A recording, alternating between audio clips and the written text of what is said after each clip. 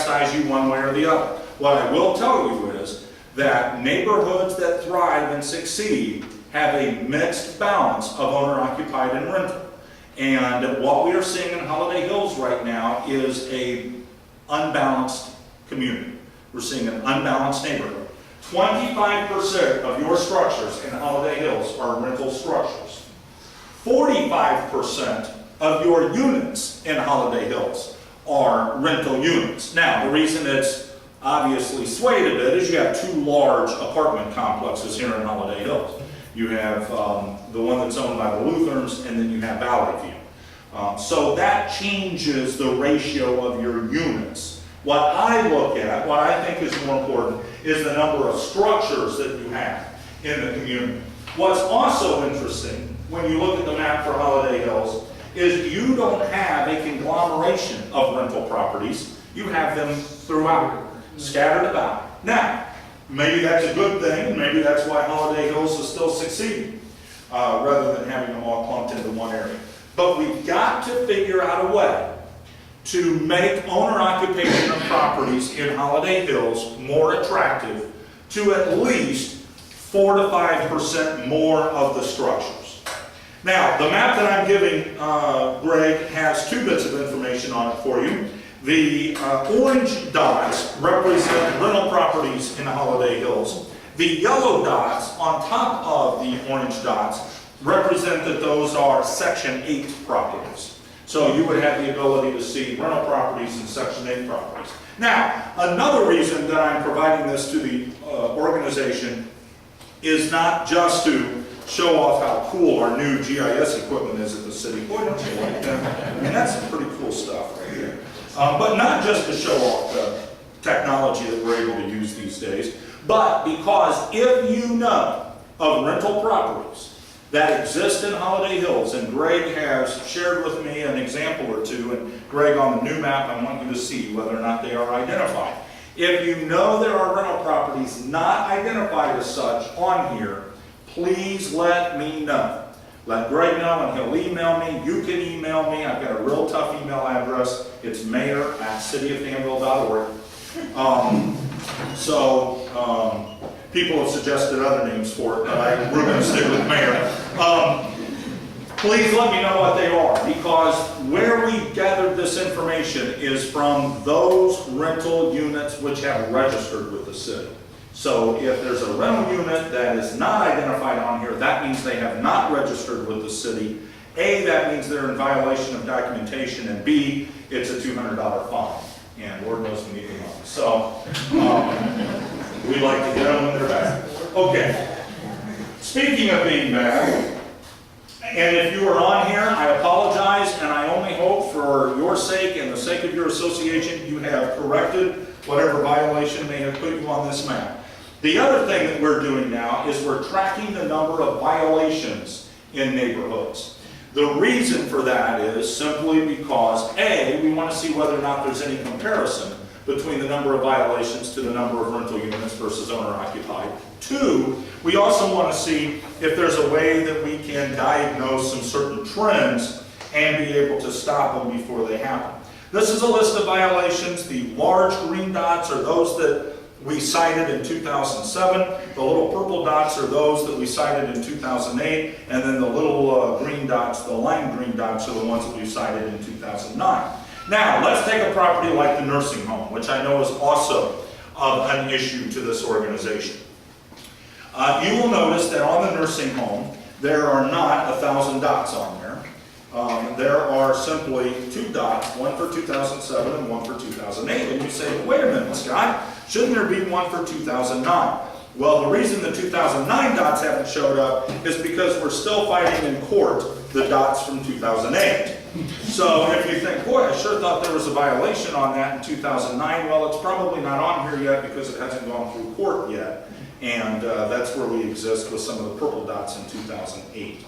So again, it's just a map to give you the opportunity, A, to point and laugh at your neighbor because they got violated and you did not, or maybe you did and everyone will point and laugh at you. But B, are there reasons within the neighborhood that we're seeing violations in certain areas where we're not in others? And then that is an opportunity for you as a group to also figure out, are there ways to address that? And so I will also be leaving this with Greg, so that he'll have an opportunity to go through that with you in the cold winter months. I hope you all get together at times during the cold winter months, share a cup of hot cocoa, and then look over there. Sorry, quick two-part question. I'm Jay, this is Roxy, we're new to everybody, so hello everybody. Great, glad to have you. Thanks for having us. Does that seem like a lot of violations for a neighborhood this size? And what's the typical violation out here? And what are we looking at? It seems to be a recurring Most thing. of the violations out here tend to be environmental, grass, garbage, weeds. Most of them in this neighborhood, because I've done the comparison, most of them are on rental properties, unfortunately. And it's simply because those individuals are not taking care of those properties. You don't have, here in Holiday Hill, knock on whatever wood I can find, you don't have issues that are not addressable. We're able to address most of the issues out here. We're able to get to the grass, we're able to get to the weeds, we'll get out and pick up the garbage, we're able to address those. Some, they're frustrating, they're irritating to all of you far more than us, but even at times to us, because we're going back to the same people, we're banging on the same doors. It gets frustrating and irritating, but we can resolve those. When we get into certain areas of the community, the state streets seem to be the area that we're just really struggling with right now, and that's out on the east end. Those aren't as easily fixed as what most of the violations are here in the Holiday Hills area. And so that's a bigger struggle for us as an administration. It's very difficult to figure out how to turn those around and how to make those correctable.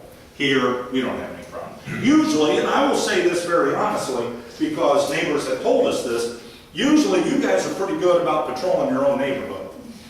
We've had more than one inspector told, I knew you were coming because the guy down the street was looking at my yard and I just knew I was going to get written out. I'll cut it on Saturday. Even when they do that, that still shows up as a dot on there. But then when it's resolved by them cutting the grass, then it stays on as a resolved violation. I had a call in the house in the corner today, it's been empty for a couple of years. And they show up about every 2 to 3 weeks to load grass there. Very good, city does. Yeah. Yeah. Now, what happens, and to your point, if we How are we get... going to recoup this money that they're spending on cutting this grass on this house?